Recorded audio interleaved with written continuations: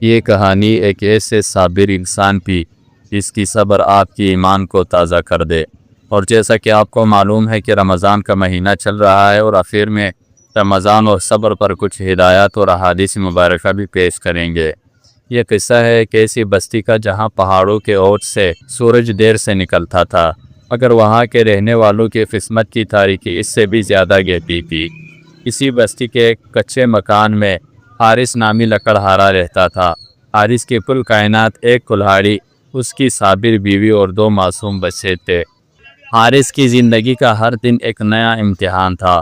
وہ روز فجر کی اذان کے ساتھ بیدار ہوتا، جب اوس کی بوندیں پتوں پر رقص کر رہی ہوتی تھی۔ وہ خاموشی سے مصلی پر بیٹھا اور اپنے رب سے بس اتنی التجا کرتا، اے مالک، میری بچوں کے لیے حلال رزق کا سبب بنا دینا۔ پھر وہ اپنی کھلاڑی کندھے پر رکھتا اور میلوں دور گھنے جنگل کی طرف نکل جاتا۔ سارا دن درختوں کے سخت تنوں پر ضربے لگا لگا کر اس کے ہاتھوں سے خون رسنے لگتا، مگر شام کو جب وہ چند لکڑیاں بیچ کر گھر لوٹتا تو اس کے چہرے پر ایک عجیب سا اطمینان ہوتا۔ لیکن وقت ہمیشہ ایک سا نہیں رہتا۔ ایک سال موسم نے ایسی کروٹ لی کہ بستی والوں کی روحیں کانپ گئی۔ آسمان سے ایسی بارش برسنا شروع ہوئی کہ رکنے کا نام ہی نہیں لیتی تھی۔ 3 دن گزر گئے، پھر 5 اور پھر 1 ہفتہ۔ مسلسل بارش نے جنگل کے راستوں کو موت کی دلدل بنا دیا۔ ندی نالے بپر گئے اور حارث کا مکمل طور پر کام ٹپ ہو گیا۔ گھر میں رکھا ہوا اناج کا آخری دانہ بھی ختم ہو گیا۔ حارث کی بیوی صابرہ، جو واقعی صبر کی مروت تھی، اپنی آنسو چھپا کر بچوں کو خالی ہانڈی دکھاتی کہ کھانا پک رہا ہے تاکہ وہ سو جائے۔ ایک رات حارث کا چھوٹا بیٹا بھوک کی شدت سے گلک بلک کر رونے لگا۔ اس نے حارث کا ہاتھ تھاما اور معصومیت سے پوچھا، ابا، کیا کل بھی ہمیں روٹی نہیں ملے گی؟ حارث کے پاس اس سوال کا کوئی جواب نہیں تھا۔ وہ ساری رات سجدے میں پڑا رہا۔ اس کے آنکھوں سے نکلنے والے آنسو مٹی کے فرش کو بھگو رہے تھے۔ وہ شکوہ نہیں کر رہا تھا، وہ بس اپنے رب کو پکار رہا تھا کہ یا اللہ، تو پرندوں کو بھی بھوکا نہیں سلاتا۔ اگلے دن بارش کچھ تھمی تو حارث نے فیصلہ کیا کہ وہ خالی ہاتھ گھر نہیں بیٹھے گا۔ اس کی بیوی نے کپڑے کے ایک پرانے ٹکڑے میں پچھلی رات کی بچی ہوئی ایک سوکھی روٹی لپیٹ کر اسے دے اور کہا، حارث، یہ تمہارے لیے ہے، دن بھر محنت کرنی ہے، اسے کھا لینا۔ حارث جنگل پہنچا تو اس سے ہر طرف تباہی کے مناظر ملے۔ بڑے بڑے درخت جڑ سے اکھڑ چکے تھے۔ ابھی وہ لکڑیاں جمع کرنے ہی والا تھا کہ اسے جھاڑیوں کے پیچھے سے کسی کی کراہنے کی آواز آئی۔ وہ دوڑ کر وہاں پہنچا تو دیکھا کہ ایک بوڑھا مسافر کیچڑ میں لت پت گرا ہوا ہے اور بھوک و پیاس سے اس کا دم نکل رہا ہے۔ بوڑھے نے کانپتے ہاتھوں سے حارث کی طرف اشارہ کیا اور دبی آواز میں کہا، بیٹا، 2 دن سے کچھ نہیں کھایا، مجھے لگتا ہے میری زندگی کا سفر ختم ہونے والا ہے۔ حارث سبک گیا۔ اس کے سامنے ایک طرف اس کی آدھی روٹی کی جس پر اس کی اپنی زندگی کا دار و مدار تھا، اور دوسری طرف اس کے بھوکے بچوں کے چہرے تھے۔ اس نے ایک لمحے کے لیے آسمان کی طرف دیکھا اور دل میں کہا، یا اللہ، میں تیرے اس بندے کی جان بچا رہا ہوں، میرے بچوں کی جان بچا لینا۔ اس نے وہ آخری روٹی بوڑھے کو کھلا دی اور اپنے حصے کا پانی اسے پلا دیا۔ بوڑھے کی جان میں جان آئی۔ اس نے حارث کو عجیب نظروں سے دیکھا اور دعا دی، جاؤ جوان، اللہ تمہیں وہ دے گا جو تمہارے وہم و گمان میں بھی نہیں ہوگا۔ حارث خالی ہاتھ بھوکا پیاسا مگر ایک عجیب سے سکون کے ساتھ بستی واپس آیا۔ وہاں اس نے دیکھا کہ لوگوں کا ایک ہجوم لگا ہوا ہے۔ شہر کا سب سے بڑا امیر تاجر، جو اپنی سخاوت اور انصاف کے لیے مشہور تھا، اپنے قافلے کے ساتھ وہاں موجود تھا، اور وہ اعلان کر رہا تھا کہ اسے اپنے کاروبار کے لیے ایک ایسا شخص چاہیے جو دیانت دار اور جس کے دل میں دوسروں کے لیے تڑپ ہو۔ بہت سے لوگوں نے اپنی بہادری اور عقل کے قصے سنائے مگر تاجر مطمئن نہ ہوا۔ جب حارث کی باری آئی، وہ دوڑتے دوڑتے سامنے گیا۔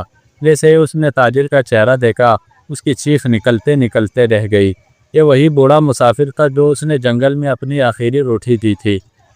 تاجر مسکرایا اور بلند آواز میں بولا، لوگوں، میں اس بستی میں کام کے لیے آدمی ڈھونڈنے نہیں آیا تھا، بلکہ میں انسان ڈھونڈنے آیا تھا۔ میں نے بیس بدل کر خود کو آزمائش میں ڈالا تاکہ دیکھ سکوں کہ کون ہے جو خود بھوکا رہ کر دوسروں کا پیٹ بھرتا ہے، اور مجھے وہ انسان مل گیا۔ تاجر نے حارث کو نہ صرف اپنے کاروبار کا نگران بنایا بلکہ اسے شہر میں ایک شاندار گھر اور زمینیں بھی عطا کی ہے۔ حارث کے غربت کے دن ہوا ہوئے اور اس کے گھر میں خوشحالی کی بہار آ گئی۔ اب اس کے بچے بھوکے نہیں سوتے تھے بلکہ وہ اب دوسروں کو کھلانے کے قابل ہو چکے ہیں۔ حارث اکثر اپنے بچوں کو نصیحت کرتا، بیٹا، یاد رکھنا، رزق کی کمی کبھی انسان کو ہلاک نہیں کرتی مگر حوصلے اور صبر کی کمی انسان کو مار دیتی ہے۔ جب تم اللہ کے لیے اپنا بہترین حصہ قربان کرتے ہو تو اللہ تمہیں وہ عطا کرتا ہے جس کا تم نے کبھی خواب بھی نہیں دیکھا ہوتا ہے۔ ناظرین، حارث کی یہ کہانی ہمیں سکھاتی ہے کہ صبر صرف انتظار کا نام نہیں ہے، بلکہ صبر کا مطلب ہے کہ مشکل وقت میں بھی اپنے اصولوں اور انسانیت پر قائم رہنا۔ اگر آپ کا وقت برا ہے تو گھبرائیں نہیں، ہے ہو سکتا ہے آپ کی اگلی نیکی آپ کی تقدیر بدلنے کی انتظار کر رہی ہو، کیونکہ جو رب لکڑہاری کی ایک روٹی ضائع نہیں ہونے دیتا وہ آپ کے دعاؤں کو کیسے رد کر سکتا ہے۔ دوستو، ویسے بھی آج کل صبر کا مہینہ رمضان المبارک چل رہا ہے۔ رمضان المبارک صبر کا مہینہ ہے، کیونکہ رمضان نیکیوں کا مہینہ ہے اور صبر کے بغیر کوئی بھی نیکی نہیں کی جا سکتی۔ نہ تو روزہ رکھا جا سکتا ہے اور نہ ہی نماز پڑھی جا سکتی ہے۔ رمضان گناہوں سے رکنے کا مہینہ ہے اور صبر کے بغیر کسی بھی گناہ سے نہیں بچا سکتا، نہ روزہ چھوڑنے سے اور نہ نماز چھوڑنے سے۔ صبر کی ایک قسم یہ بھی ہے کہ جہاں تک استطاعت ہو بندہ اپنے رب و رسول اللہ صلی اللہ علیہ وسلم کی فرمانبرداری پر قائم رہے اور ہر حال میں اللہ اور اس کے رسول صلی اللہ علیہ وسلم کی نافرمانی سے بچا رہے، اور اس کے دوران جو بھی مشکل آئے اور جتنی بھی مشقت درپیش ہو برداشت کرے اور اجر و ثواب کی امید رکھے۔ اور الحمدللہ رمضان اس کا بہترین مظہر ہے، لہٰذا معلوم ہوا کہ رمضان صبر کا مہینہ ہے۔ صبر ایمان کا دوسرا حصہ ہے اور پہلا حصہ شکر ہے۔ قرآن مجید میں 90 سے زیادہ بار صبر کا تذکرہ آیا ہے۔ صبر اللہ کے مدد پانے کا اہم ذریعہ ہے۔ صبر کا اجر بے حساب ہے۔ صبر بے خیر ہی خیر ہے۔ صبر کا پھل میٹھا ہوتا ہے۔ صبر رب کا سب سے بہترین اور سب سے وسیع عطیہ ہے۔ بے شک اللہ صبر کرنے والوں کے ساتھ ہے۔ صبر کرنے والوں سے اللہ محبت کرتا ہے۔ صبر اولو العزم رسولوں کی سنت ہے۔ صبر کرنے والے کے لیے خوشخبری ہے۔ صبر کرنے والے کا اجر ضائع نہیں ہوتا۔ صبر کرنے سے گناہ معاف ہوتے ہیں۔ صبر کرنے والوں پر اللہ کی نوازشیں اور مہربانیاں نازل ہوتی ہے۔ صبر کرنے والے ہی ہدایت یافتہ ہے۔ صبر کرنے والوں کو آخرت میں بہترین بدلہ ملے گا۔ صبر کے بدلے جنت کے بالا خانے میں ملیں گے۔ ایک حدیث میں آتا ہے، جسمانی آزمائش میں صبر کرنے پر آخرت پر جنت کی ضمانت ہے۔ لوگوں کے اذیتوں پر صبر کرنے پر اجر عظیم حاصل ہوتا ہے۔ حکمرانوں کے ظلم پر صبر کرنا بھی اسلامی تعلیمات کا حصہ ہے۔ صحیح بخاری میں حدیث ہے، یاروں کے فوت ہونے پر صبر اور اجر و ثواب کی امید رکھنے کا بدلہ جنت ہے۔ سنن ترمذی میں حدیث ہے، بیٹیوں کی آزمائش پر صبر کریں گے تو وہ جہنم سے پردہ بن جائیں گی۔ سنن نسائی میں حدیث ہے، صبر کرنے والے والدین کے لیے فوت شدہ بچے جہنم سے نجات اور جنت میں داخلے کا سبب بنیں گی اور جنت کے ہر دروازے پر ان کا استقبال کریں گی۔ سنن ترمذی میں ہے، اولاد کی وفات پر اللہ کی حمد کرنے والا اور انا للہ و انا الیہ راجعون پڑھنے پر جنت میں بیت الحمد نامی ایک در بنایا جاتا ہے۔ صبر کی کچھ شرطیں ہیں۔ صبر کرنے والا محض اللہ کی رضا کے لیے صبر کرے۔ صبر کرنے والا قضاء اور قدر پر ایمان برقرار رکھے۔ اللہ کے بارے میں اپنی زبان پر کوئی حرف شکایت نہ لائے اور ناگواری اور ناراضگی کا اظہار نہ کرے۔ صبر کرنے والا ابتدائی آزمائش سے ہی صبر کرے، یہ نہیں کہ شروع میں تو بے صبری کا مظاہرہ کرے اور آخر میں جا کر کہے کہ چلو اب صبر کر لیتا ہوں۔ صبر یا صدمے کے وقت سے اونچی آواز سے رونا، پیٹنا، چیخنا، چلانا، ماتم کرنا، سر منڈوانا، کپڑے پھاڑنا وغیرہ صبر کے منافی ہے۔ پیاروں کی جدائی کے وقت حکیم کا غمگین ہونا اور آنکھوں کا اشبار ہونا صبر کے منافی نہیں ہے۔ آزمائش سے نجات کے لیے اللہ تعالیٰ سے دعا کرنا صبر کی منافی نہیں ہے، بلکہ یہ عین عبادت ہے۔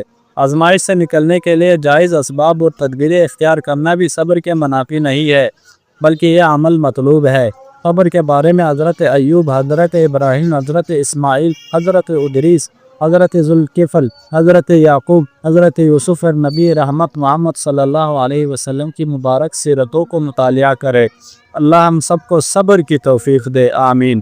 دوستو، یہ کہانی آپ کو کیسی لگی؟ کمنٹس میں اپنے رائے کا اظہار ضرور کیجیے گا۔ ہمارے چینل کو سبسکرائب کر دیجیے گا۔ ویڈیو دیکھنے کا بہت بہت شکریہ۔